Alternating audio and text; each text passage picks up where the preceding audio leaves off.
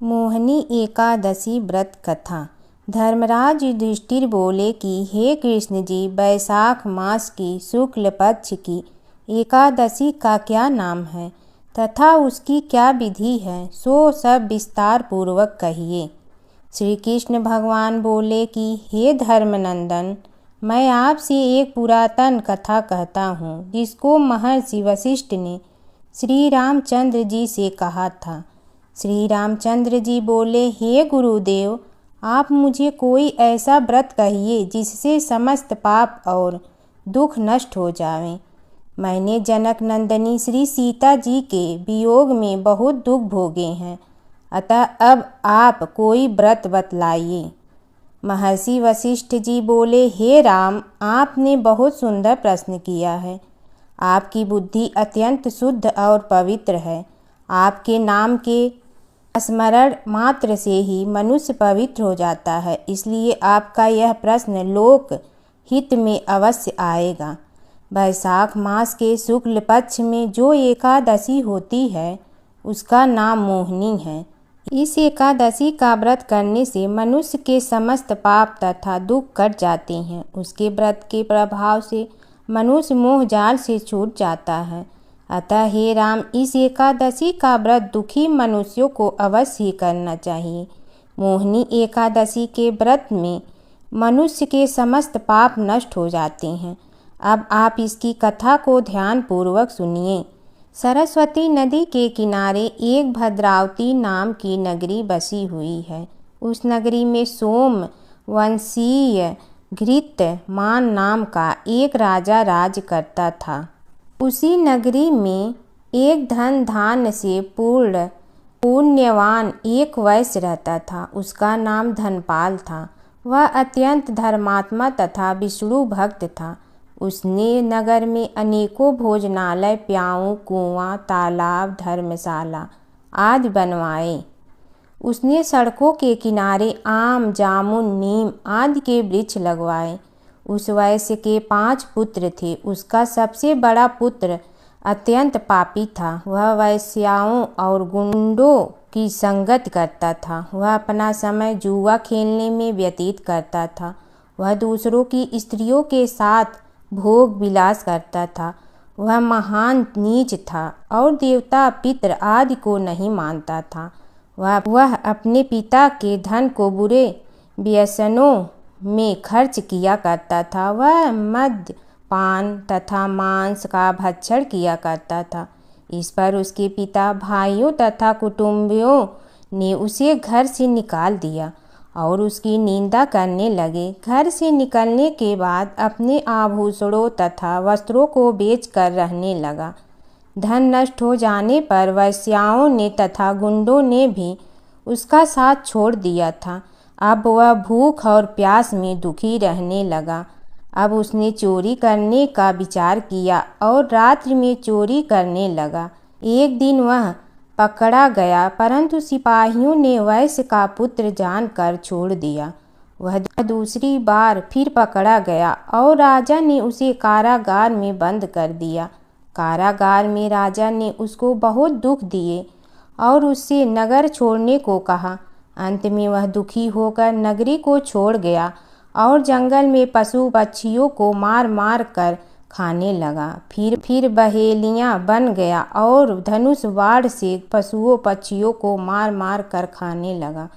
एक दिन वह पापी भूख और प्यास से व्याकुल खाने की खोज में निकल पड़ा और कौटिल्य ऋषि के आश्रम पर आ पहुंचा।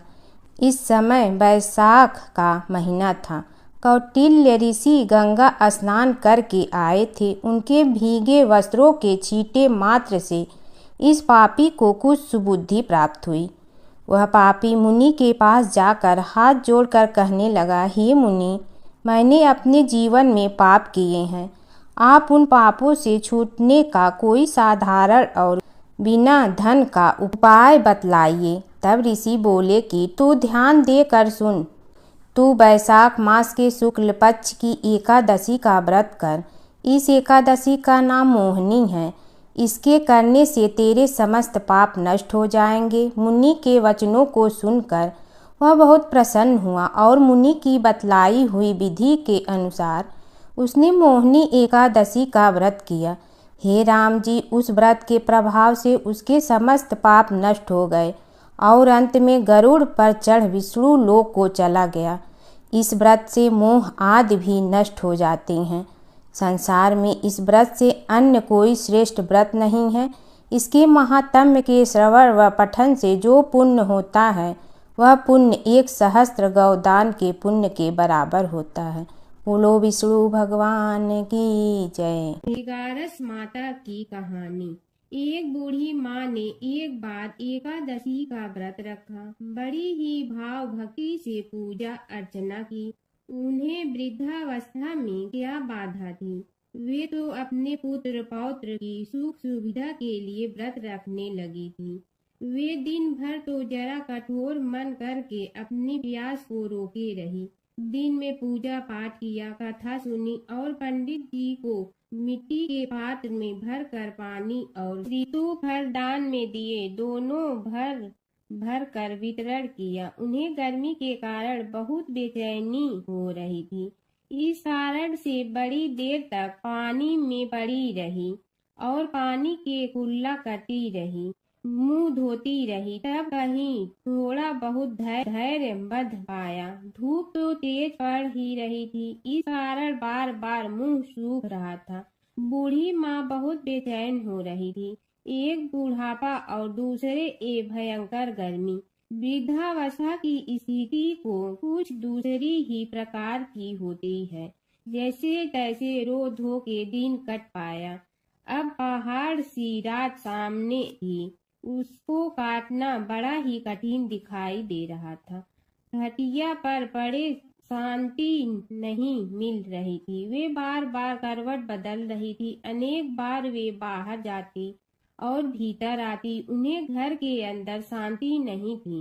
वे पड़ी पड़ी एकादशी माता का स्मरण करती रही। वे कहती रही कि हे माता जी, आप मेरी लाज रखिए। आप ही मुझे शक्ति दे दीजिएगा जिसे मैं भली भांति आपका व्रत कर सकूं और ये पहाड़ सी रात शांति पूर्वक व्यतीत हो सके।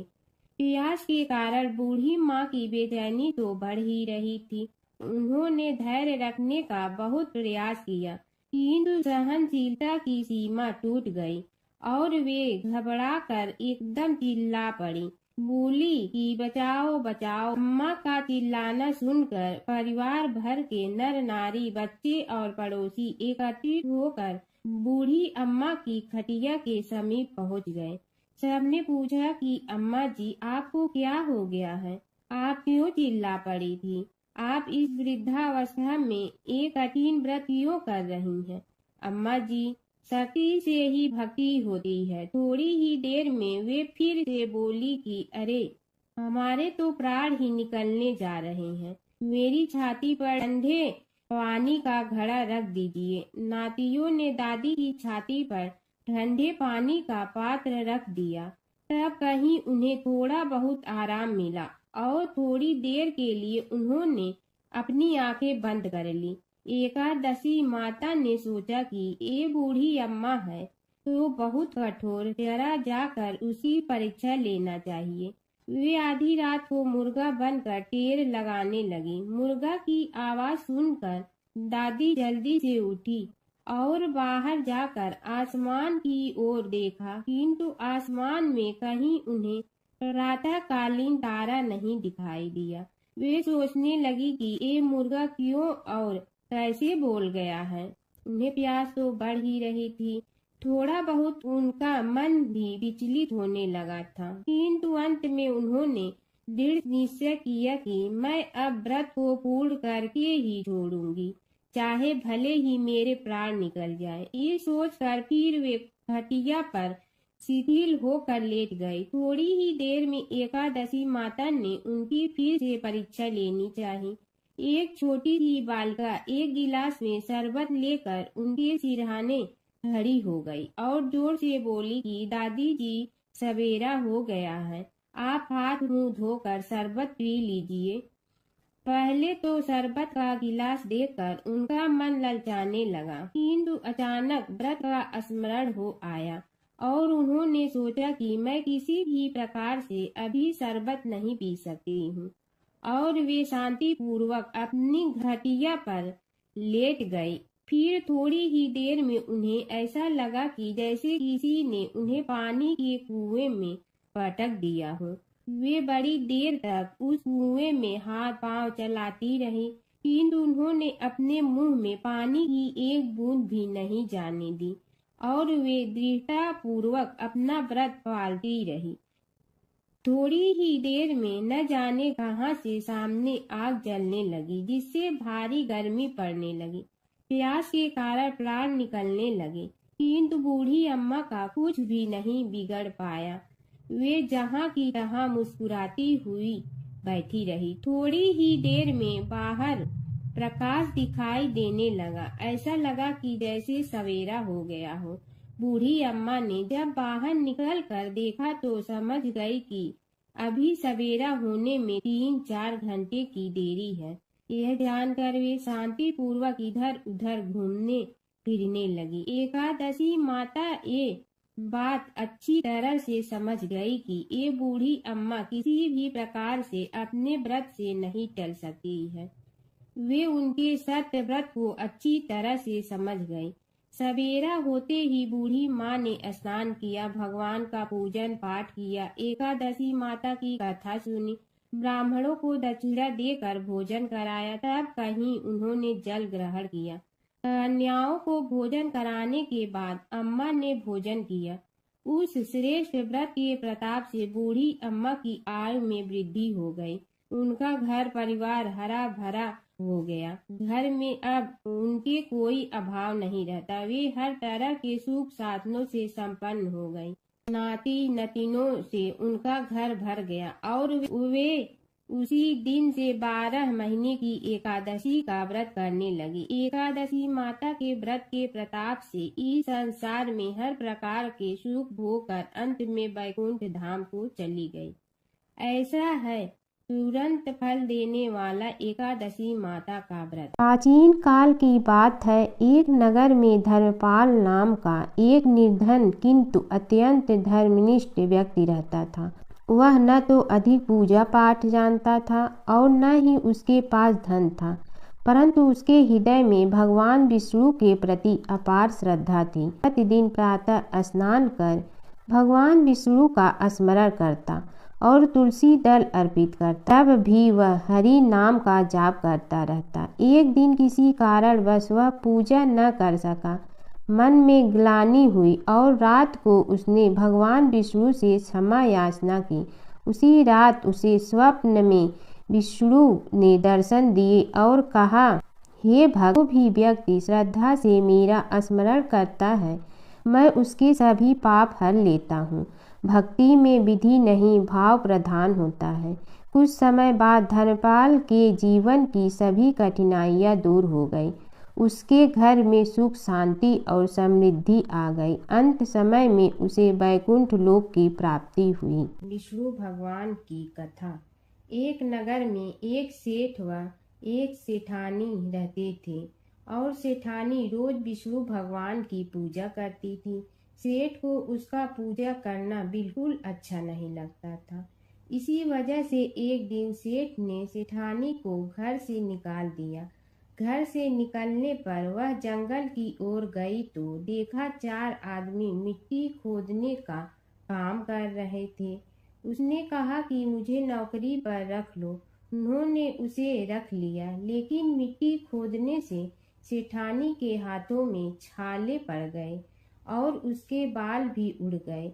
वह आदमी कहते हैं कि बहन, लगता है तुम किसी अच्छे घर की महिला हो। तुम्हें काम करने की आदत नहीं है। तुम एक काम रहने दो और हमारे घर का काम कर लिया करो। वह चारों आदमी उसे अपने साथ घर ले गए और वह 4 मुट्ठी अनाज लाते और सभी बांट कर खा लेते। एक दिन सेठानी ने कहा कि कल से 8 मुट्ठी अनाज लाना। अगले दिन वह 8 मुट्ठी अनाज लाए और सेठानी पड़ोसन से आग मांग लाई। उसने भोजन बनाया, विष्णु भगवान को भोग लगाया, फिर सभी को खाने को दिया। सारे भाई बोले कि बहन, आज तो भोजन बहुत स्वादिष्ट बना है। सेठानी ने कहा कि भगवान का जूठा है तो स्वाद तो होगा ही।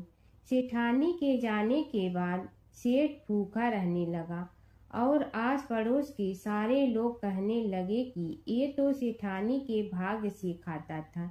एक दिन सेठ अपनी सेठानी को ढूंढने चल पड़ा। उसने ढूंढते हुए वह भी उस जंगल में पहुंच गया जहां वह चारों आदमी मिट्टी खोद रहे थे। सेठ ने उन्हें देखा तो कहा कि भाई, मुझे भी काम पर रख लो।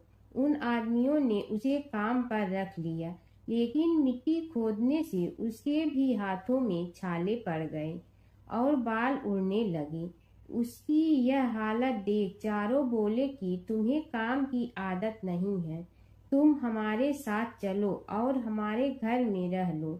सेठ उन चारों आदमियों के साथ उनके घर चला गया और जाते ही उसने सेठानी को पहचान लिया, लेकिन सेठानी घूंघट में थी तो सेठ को देख नहीं पाई। सेठानी ने सभी के लिए भोजन तैयार किया और हर रोज की भांति विष्णु भगवान को भोग लगाया। उसने उन चारों भाइयों को भोजन परोस दिया, लेकिन जैसे ही वह सेठ को भोजन देने लगी तो विष्णु भगवान ने उसका हाथ पकड़ लिया। भाई बोले कि बहन, ये तुम क्या कर रही हो? वह बोली, मैं कुछ नहीं कर रही हूँ, मेरा हाथ तो विष्णु भगवान ने पकड़ लिया है। भाई बोले, हमें भी विष्णु भगवान के दर्शन कराओ। उसने भगवान से प्रार्थना की तो विष्णु जी प्रकट हो गए। सभी ने दर्शन किए। सेठ ने सेठानी से क्षमा मांगी और सेठानी को साथ चलने को कहा। भाइयों ने अपनी बहन को बहुत सा धन देकर विदा किया। जब सेठानी के साथ सेठ भी भगवान विष्णु की पूजा करने लगा और उनके परिणाम से उनका घर अन्न धन से भर गया। एक समय की बात है कि विष्णु भगवान का विवाह लक्ष्मी जी के साथ निश्चित हो गया। विवाह की तैयारी होने लगी। सभी देवताओं को निमंत्रण भेजे गए, परंतु गणेश जी को निमंत्रण नहीं दिया। कारण जो भी रहा हो, अब भगवान विष्णु की बारात जाने का समय आ गया। सभी देवता अपनी पत्नियों के साथ विवाह समारोह में आए। उन सब ने देखा कि गणेश जी कहीं दिखाई नहीं दे रहे हैं। तब वे आपस में चर्चा करने लगे कि क्या गणेश जी को कोई न्योता नहीं दिया है या स्वयं गणेश जी ही नहीं आए हैं। सभी को इस बात पर आश्चर्य होने लगा। तभी सब ने विचार किया कि विष्णु भगवान से ही इसका कारण पूछा जाए। विष्णु भगवान से पूछने पर उन्होंने कहा कि हमने गणेश जी के पिता भोलेनाथ महादेव को न्योता भेजा है। यदि गणेश जी अपने पिता के साथ आना चाहते हैं तो आ जाते, अलग से न्योता देने की कोई आवश्यकता भी नहीं थी। दूसरी बात यह है कि उनको 1.25 मन मूंग, 1.25 मन चावल, 1.25 मन घी और 1.25 मन लड्डू का भोजन दिन भर में चाहिए। यदि गणेश जी नहीं आएंगे तो कोई बात नहीं, दूसरे के घर जाकर इतना सारा खाना पीना अच्छा भी नहीं लगता। इतनी वार्ता कर ही रहे थे कि किसी एक ने सुझाव दिया, यदि गणेश जी आ भी जाए तो उनके द्वारपाल बनाकर बैठा देंगे कि आप घर की याद रखना। आप तो चूहे पर बैठकर धीरे धीरे चलोगे तो बारात से बहुत पीछे रह जाओगे। यह सुझाव भी सबको पसंद आ गया तो विष्णु भगवान ने भी अपनी सहमति दे दी। होना क्या था कि इतने में गणेश जी वहां आ पहुंचे और उन्हें समझा बुझा कर घर की रखवाली करने बैठा दिया गया। बारात चल रही थी, तब नारद जी ने देखा कि गणेश जी तो दरवाजे पर ही बैठे हुए हैं, तो वे गणेश जी के पास गए और रुकने का कारण पूछा। गणेश जी कहने लगे कि विष्णु भगवान ने मेरा बहुत अपमान किया है। नारद जी ने कहने लगे कि अपनी मूसक देना को आगे भेज दे तो वह रास्ता खोद देगी, जिससे उनके वाहन धरती में धंस जाएंगे। तब आपको सम्मान पूर्वक बुलाना पड़ेगा। अब तो गणेश जी ने अपनी मूसक सेना जल्दी से आगे भेज दी और सेना ने जमीन पोली कर दी। जब बारात वहां से निकली तो रथों के पहिए धरती में धंस गए। लाख कोशिश करे परंतु पहिए नहीं निकले। सभी ने अपने अपने उपाय किए, परंतु पहिए तो नहीं निकले, बल्कि जगह जगह से टूट गए। किसी की समझ में नहीं आ रहा था कि अब क्या किया जाए। तब तो नारद जी ने कहा, आप लोगों ने गणेश जी का अपमान करके अच्छा नहीं किया। यदि उन्हें मना कर लाया जाए तो आपका कार्य सिद्ध हो सकता है और यह संकट टल सकता है। शंकर भगवान ने अपने दूत नंदी को भेजा और वे गणेश जी को लेकर आए। गणेश जी का आदर सम्मान के साथ पूजन किया। तब कहीं रथ के पहिए निकले। अब रथ के पहिए निकल के परंतु टूट फूट गए तो उन्हें सुधारे गए। पास के खेत में खाती काम कर रहा था, उसे बुलाया गया। खाती अपना कार्य करने के पहले श्री गणेशाय नमः कहकर गणेश जी की वंदना मन ही मन करने लगा। देखते ही देखते खाती ने सभी पहियों को ठीक कर दिया। तब खाती कहने लगा कि हे देवताओं, आपने सर्वप्रथम गणेश जी को नहीं मनाया होगा और न ही उनकी पूजन की होगी, इसीलिए तो आपके साथ यह संकट आया है। हम तो मूर्ख अज्ञानी हैं, फिर भी पहले गणेश जी को पूजते हैं, उनका ध्यान करते हैं। आप लोग तो देवतागण हैं, फिर भी आप गणेश जी को कैसे भूल गए।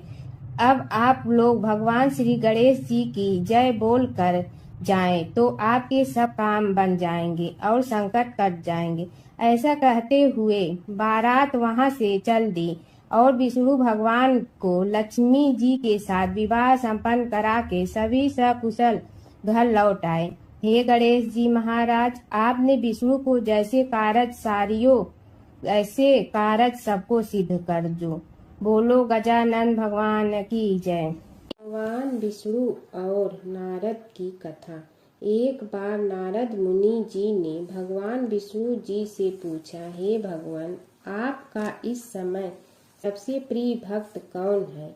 अब विष्णु तो भगवान हैं, सो झट से समझ गए अपने भक्त नारद मुनि की बात और मुस्कुरा कर बोले, मेरा सबसे प्रिय भक्त उस गांव का एक किसान है। यह सुनकर नारद मुनि जी थोड़ा निराश हुए और फिर से एक प्रश्न किया, हे भगवान, आपका बड़ा भक्त तो मैं हूँ, तो फिर सबसे प्रिय क्यों नहीं।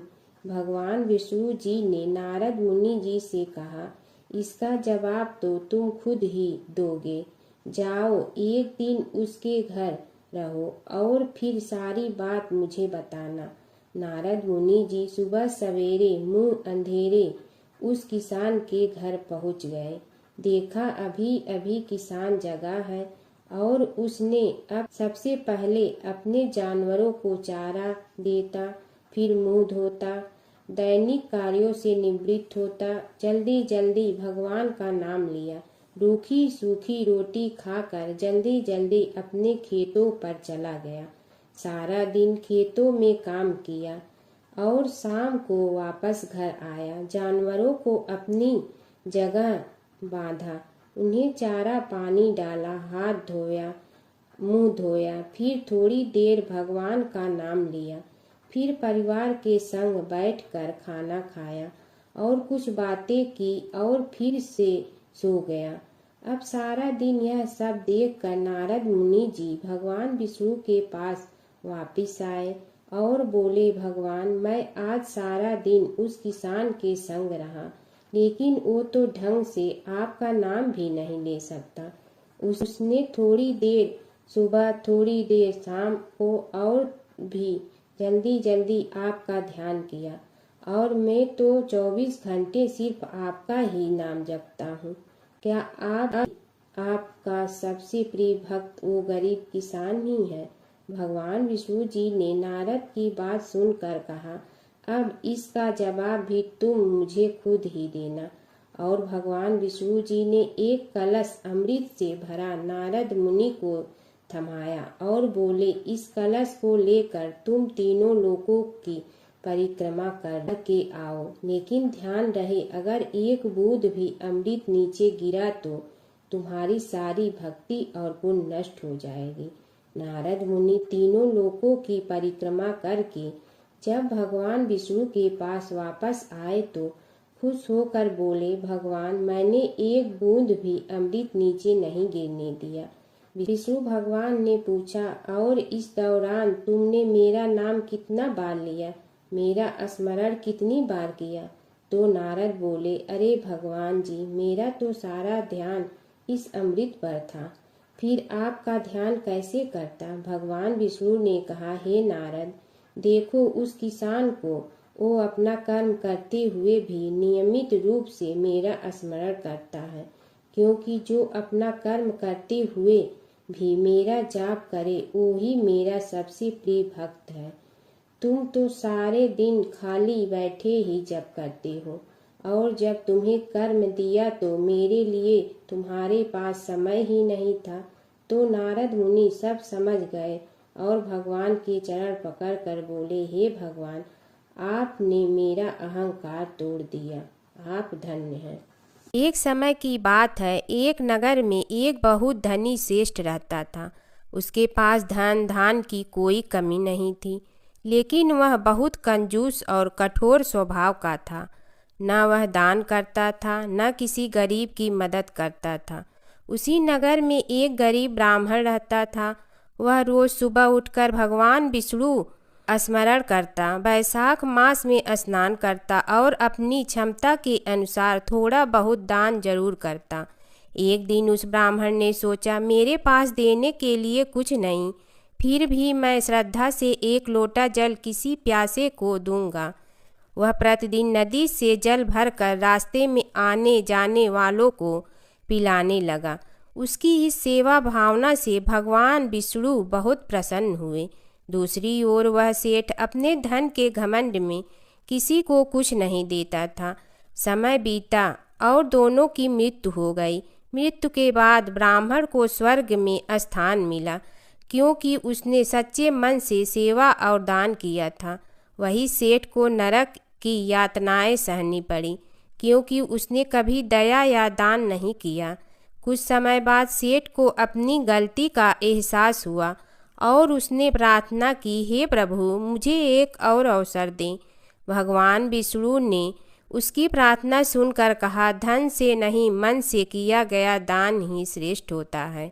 वैशाख मास में किया गया छोटा सा पुण्य भी अनंत फल देता है। बोलो विष्णु भगवान की जय। एक समय की बात है, एक नगर में एक अत्यंत गरीब ब्राह्मण रहता था। वह प्रतिदिन भगवान विष्णु का स्मरण करता, लेकिन उसके पास न तो अच्छे वस्त्र थे और न ही भोजन का साधन। फिर भी उसका मन सदैव भक्ति में लीन रहता। वैशाख मास आने पर उसने संकल्प लिया, मैं इस पूरे महीने स्नान, दान और पूजा अवश्य करूँगा, चाहे कुछ भी हो जाए। वह प्रतिदिन प्रातः काल उठकर नदी में स्नान करता, तुलसी के पास जल अर्पित करता और भगवान विष्णु की पूजा करता। भोजन न होने पर भी वह भूखा रहकर भक्ति करता रहा। एक दिन उसकी परीक्षा लेने के लिए भगवान विष्णु एक साधु के वेश में उसके द्वार पर आए।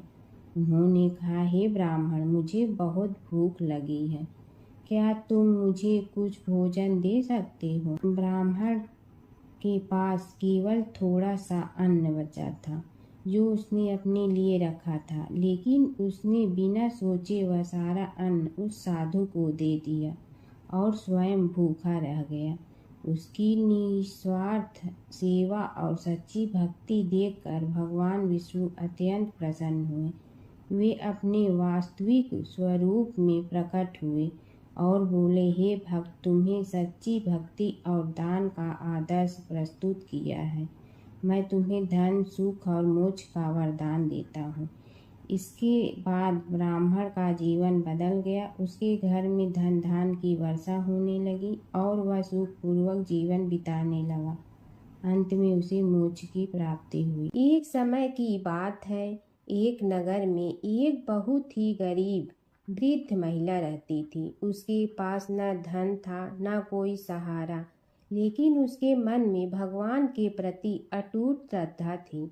वैशाख मास आते ही वह प्रतिदिन प्रातः उठकर नदी में स्नान करती, पीपल के वृक्ष को जल चढ़ाती और भगवान विष्णु का नाम जपती। उसकी पड़ोसन बहुत धनी थी, परंतु उसे इन धार्मिक कार्यों में कोई रुचि नहीं थी। वह अक्सर उस वृद्धा का मजाक उड़ाती और कहती, इतनी गरीबी में भी तू ये सब करती है, इससे क्या मिलेगा? वृद्धा मुस्कुरा कर कहती, भगवान सब देखते हैं, समय आने पर फल अवश्य देंगे। एक दिन वैशाख मास के अंतिम दिनों में भगवान ने वृद्धा की भक्ति की परीक्षा लेने का विचार किया। वे एक साधु का रूप धारण कर उसके घर पहुँचे और भोजन मांगा। वृद्धा के पास खाने के लिए केवल थोड़ा सा आटा और पानी था। उसने बिना सोचे वही साधु को प्रेम से खिला दिया और खुद भूखी रह गई। साधु भगवान उसकी सच्ची भक्ति से अत्यंत प्रसन्न हुए। उन्होंने अपना असली रूप दिखाकर कहा, हे माता, तुमने सच्चे मन से सेवा की है, इसलिए मैं तुम्हें वरदान देता हूँ कि तुम्हारे घर में कभी धन धान्य की कमी नहीं होगी। इतना कहकर भगवान अदृश्य हो गए। अगले ही दिन से वृद्धा के घर में सुख समृद्धि आने लगी। यह देखकर पड़ोसन को अपनी गलती का एहसास हुआ। वह भी वैशाख मास में स्नान, पूजा और दान करने लगी। गणेश और बुढ़िया माई की कथा। एक बुढ़िया थी, वह बहुत ही गरीब और दृष्टिहीन थी। उसके एक बेटा और बहू थे। वह बुढ़िया सदैव गणेश जी की पूजा किया करती थी। एक दिन गणेश जी प्रकट होकर उस बुढ़िया से बोले, बुढ़िया माँ, तू जो चाहे सो मांग ले। बुढ़िया बोली, मुझे तो मांगना नहीं आता, कैसे और क्या मांगूं? तब गणेश जी बोले, अपने बहू बेटे से पूछ कर मांग ले। तब बुढ़िया ने अपने बेटे से कहा, गणेश जी कहते हैं तू कुछ मांग ले, बता मैं क्या मांगूं? पुत्र ने कहा, माँ तू धन मांग ले। बहू से पूछा तो बहू ने कहा, नाती मांग ले। तब बुढ़िया ने सोचा कि ये तो अपने अपने मतलब की बात कर रहे हैं। अतः उस बुढ़िया ने पड़ोसन से पूछा तो उन्होंने कहा, बुढ़िया तू तो थोड़े दिन जियोगी, क्यों तू धन मांगो और क्यों नाती मांगे? तू तो अपनी आँखों की रोशनी मांग ले, जिससे तेरी जिंदगी आराम से कट जाए। इस पर बुढ़िया बोली, यदि आप प्रसन्न है तो मुझे 9 करोड़ की माया दे, निरोगी काया दे, अमर सुहाग दे, आँखों की रोशनी दे, नाती दे, पोता दे और सब परिवार को सुख दे और अंत में मोक्ष दे। यह सुनकर तब गणेश जी बोले, बुढ़िया माँ, तुमने तो हमें ठग लिया। फिर भी जो तूने मांगा है वचन के अनुसार सब तुझे मिलेगा। और यह कहकर गणेश जी अंतर ध्यान हो गए। उधर बुढ़िया माँ ने जो कुछ मांगा वह सब कुछ मिल गया। हे गणेश जी महाराज, जैसे तुमने उस बुढ़िया माँ को सब कुछ दिया वैसे ही सबको देना। बुढ़िया माई को मुक्ति दी तुलसी माता की कथा। एक बुढ़िया माई तुलसी जी को सींचती और कहती कि हे तुलसी माता, सत की दाता, मैं तेरा बिडला सींचती हूँ, मुझे बहू दे, पीताम्बर की धोती दे, मीठा मीठा घास दे, बैकुंठा में वास दे, चटक की चाल दे, पटक की मोत दे, चंदन का काठ दे, रानी सा राज दे, दाल भात का भोजन दे, 11 की मौत दे, कृष्ण जी का कंधा दे। तब तुलसी माता यह सुनकर सूखने लगी। तो भगवान ने पूछा कि हे तुलसी, तुम क्यों सूख रही हो? तुलसी माता ने कहा कि एक बुढ़िया रोज आती है और यही बात कह जाती है, मैं सब बात तो पूरा कर दूंगी, लेकिन कृष्ण का कंधा कहाँ से लाऊंगी? तो भगवान बोले, जब वो मरेगी तो मैं अपने आप कंधा दे आऊँगा, तू बुढ़िया माई से कह देना। जब बुढ़िया माई मर गई, सब लोग आ गए। जब माई को ले जाने लगे तो वह किसी से न उठी। तब भगवान एक 12 बरस के बालक का रूप धारण करके आए।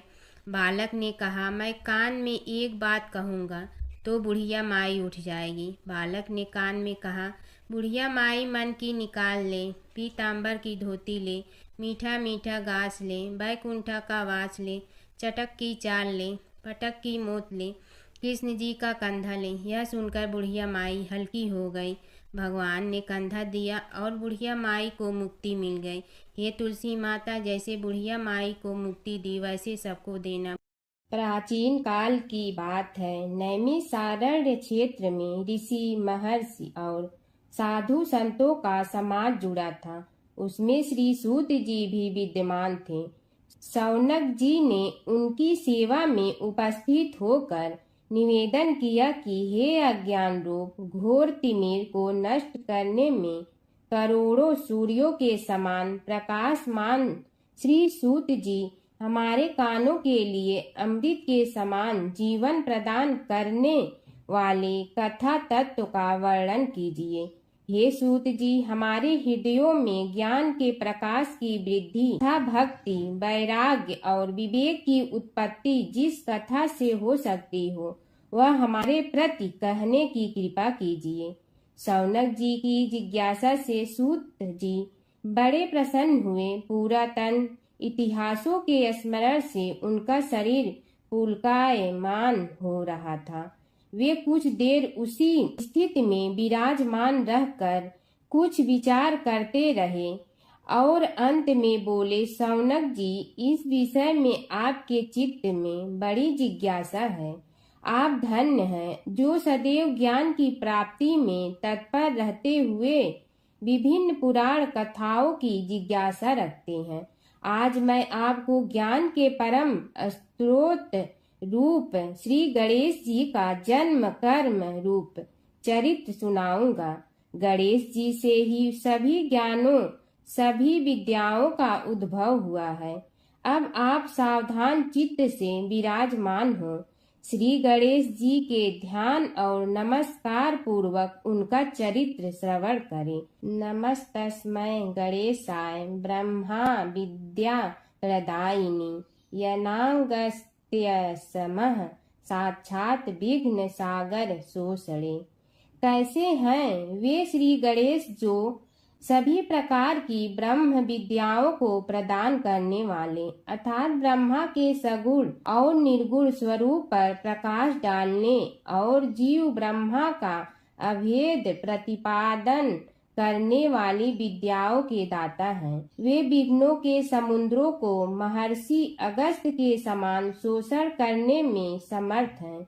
इसलिए उनका नाम विघ्न सागर शोषक के नाम से प्रसिद्ध है। मैं उन भगवान श्री गणेश जी को नमस्कार करता हूँ। प्रथम पूजा के अधिकारी श्री गणेश जी, यह कहकर सूत जी कुछ समय के लिए मौन हो गए और फिर बोले, शौनक जी, भगवान गणेश जी ही सर्वप्रथम पूजा प्राप्ति के अधिकारी हैं। किसी भी देवता की पूजा करो, पहले उनकी पूजा करो। शौनक जी ने निवेदन किया, हे भगवान, हे सूत, सर्वप्रथम यह बताने की कृपा कीजिए कि गणेश जी को प्रथम पूजा का अधिकार किस प्रकार प्राप्त हुआ। इस विषय में मेरी बुद्धि मोह को प्राप्त हो रही है कि सृष्टि रचयिता ब्रह्मा जी, पालन करता भगवान नारायण और संहार करता शिव जी में से किसी को प्रथम पूजा का अधिकारी क्यों नहीं माना गया। यह त्रिदेव ही तो सबसे बड़ा देवता माने जाते हैं। सूत जी ने कहा, शौनक जी, यह भी एक रहस्य ही है। देखो, अधिकार मांगने से नहीं मिलता, इसके लिए योग्यता होनी चाहिए। संसार में अनेकों देवी देवताएं पूजे जाते हैं। पहले जो जिसका इष्ट देव होता है वह उसी की पूजा किया करता है। इससे बड़े देवताओं के महत्व में कमी आने की आशंका उत्पन्न हो गई। इस कारण देवताओं में परस्पर विवाद होने लगा। वे उसका निर्णय प्राप्त करने के लिए शिव जी के पास पहुँचे और प्रणाम करके पूछने लगे, प्रभु, हम सब में प्रथम पूजा का अधिकारी कौन है। शिव जी सोचने लगे कि किसे प्रथम पूजा का अधिकारी माने। तभी उन्हें एक युक्ति सूझी। बोले, देवगण, इसका निपटारा बातों से नहीं तथ्यों से होगा। इसके लिए एक प्रतियोगिता रखनी होगी, शिव की परिक्रमा करने की प्रतियोगिता। देवगण उनका मुख देखने लगे, शंकित हृदय से सोचने लगे कि कैसी प्रतियोगिता रहेगी। यह शिव जी ने उनके मन के भाव ताड़ लिए, इसलिए सांत्वना भरे शब्दों में बोले, घबराओ मत, कोई कठिन परीक्षा नहीं ली जाएगी। बस इतना ही कि सभी अपने अपने वाहनों पर चढ़कर संसार की परिक्रमा करो और फिर यहाँ लौट आओ। जो पहले लौटेगा वही सर्वप्रथम पूजा का अधिकारी होगा। अब क्या देर थी, सभी अपने अपने वाहन पर चढ़कर दौड़ पड़े। किसी का वाहन गजराज था तो किसी का सिंह, किसी का भैंसा तो किसी का मृग, किसी का हंस तो किसी का उल्लू, किसी का अश्व तो किसी का श्वान। अभिप्राय यह है कि वाहनों को विविधता के दर्शन उस समय जितने भले प्रकार से हो सकते थे उतने अन्य समय में नहीं। सबसे गया बीता वाहन गणेश जी का था मूषक, उससे चूहा भी कहते हैं। ऐसे वाहन के बल भरोसे इस प्रतियोगिता में सफल होना तो क्या, सम्मिलित होना भी हास्यास्पद है। गणेश जी ने सोचा, छोड़ो, क्या होगा प्रतियोगिता में भाग लेने से, हम तो यहाँ बैठे रह कर ही तमाशा देखेंगे। वे बहुत देर तक विचार करते रहे। अंत में उन्हें एक युक्ति सूझी। शिव जी स्वयं ही जगदाता हैं, यह संसार उन्हीं का प्रतिबिंब है, तब क्यों न इन्हीं की परिक्रमा कर ली जाए। इनकी परिक्रमा करने से ही संसार की परिक्रमा हो जाएगी। ऐसा निश्चय कर उन्होंने मूषक पर चढ़कर शिव जी की परिक्रमा की और उनके समक्ष जा पहुँचे। शिव जी ने कहा, तुमने परिक्रमा पूर्ण कर ली? उन्होंने उत्तर दिया, जी हाँ। शिव जी सोचने लगे कि इसे तो यहीं घूमते हुए देखा, फिर परिक्रमा कैसे कराया। देवताओं का परिक्रमा करके लौटना आरंभ हुआ और उन्होंने गणेश जी को वहां बैठे देखा तो माथा ठनक गया। फिर भी साहस करके बोले, अरे तुम विश्व की परिक्रमा के लिए नहीं गए? गणेश जी ने कहा, अरे मैं कब का यहाँ आ गया। देवता बोले, तुम्हें तो कहीं भी नहीं देखा। गणेश जी ने उत्तर दिया, देखते कहाँ से, समस्त संसार शिव जी में विद्यमान है। इनकी परिक्रमा करने से ही संसार की परिक्रमा पूर्ण हो गई। सूत जी बोले, शौनक, इस प्रकार गणेश जी ने अपनी बुद्धि के बल पर ही विजय प्राप्त कर ली। उनका कथन सत्य था, इसलिए कोई विरोध करता भी तो कैसे। बस उसी दिन से गणेश जी की प्रथम पूजा होने लगी। हर व्रत कथा के साथ पढ़ी और सुनी जाने वाली लपसी तपसी की यह कहानी। एक लपसी था, एक तपसी था। तपसी हमेशा भगवान की तपस्या में लीन रहता था। लपसी रोजाना सवा सेर की लपसी बनाकर भगवान का भोग लगाकर जीम लेता था। एक दिन दोनों लड़ने लगे। तपसी बोला, मैं रोज भगवान की तपस्या करता हूँ, इसलिए मैं बड़ा हूँ। लपसी बोला, मैं रोज भगवान को सवा सेर लपसी का भोग लगाता हूँ, इसलिए मैं बड़ा हूँ। नारद जी वहाँ से गुजर रहे थे। दोनों को लड़ता देखकर उनसे पूछा कि तुम क्यों लड़ रहे हो। तपसी ने खुद के बड़ा होने का कारण बताया और लपसी ने अपना कारण बताया। नारद जी बोले, तुम्हारा फैसला मैं करूँगा। दूसरे दिन लपसी और तपसी नहाकर अपनी रोज की भक्ति करने आए तो नारद जी ने छुपकर 1.25 करोड़ की एक एक अंगूठी उन दोनों के आगे रख दी। तपसी की नज़र उस अंगूठी पर पड़ी जो उसने चुपचाप अंगूठी उठाकर अपने नीचे दबा ली। तब लपसी की नज़र अंगूठी पर पड़ी, लेकिन उसने ध्यान नहीं दिया। भगवान को भोग लगाकर लपसी खाना खाने लगा। नारद जी सामने आए तो दोनों ने पूछा कि कौन बड़ा, तो नारद जी ने तपसी से खड़ा होने को कहा। वो खड़ा हुआ तो उसने नीचे दबी अंगूठी दिखाई पड़ी। नारद जी ने लपसी से कहा, तपस्या करने के बाद भी तुम्हारी चोरी करने की आदत नहीं गई, इसलिए लपसी बड़ा है और तुम्हें तुम्हारी तपस्या का कोई फल भी नहीं मिलेगा। तपसी शर्मिंदा होकर माफ़ी मांगने लगा। उसने नारद जी से पूछा, मुझे मेरी तपस्या का फल कैसे मिलेगा? नारद जी ने कहा, यदि कोई गाय और कुत्ते की रोटी नहीं बनाएगा तो फल तुम्हें मिलेगा। यदि कोई ब्राह्मण को भोजन करवा कर दक्षिणा नहीं देगा तो फल तुम्हें मिलेगा। यदि कोई साड़ी के साथ ब्लाउज नहीं देगा तो फल तुझे मिलेगा। यदि कोई दिए से दिया जलाएगा तो फल तुम्हें मिलेगा। यदि कोई सारी कहानी सुने लेकिन तुम्हारी कहानी नहीं सुने तो फल तुझे मिलेगा। उसी दिन से हर व्रत कथा कहानी के साथ लपसी तपसी की कहानी भी सुनी और कही जाती है। ओम जय जगदीश हरे स्वामी जय जगदीश हरे, भक्त जनों के संकट क्षण में दूर करे। ओम जय जगदीश हरे, जो ध्यावे फल पावे, दुख बिन दे मन का, सुख संपत्ति घर आवे, कष्ट मिटे तन का।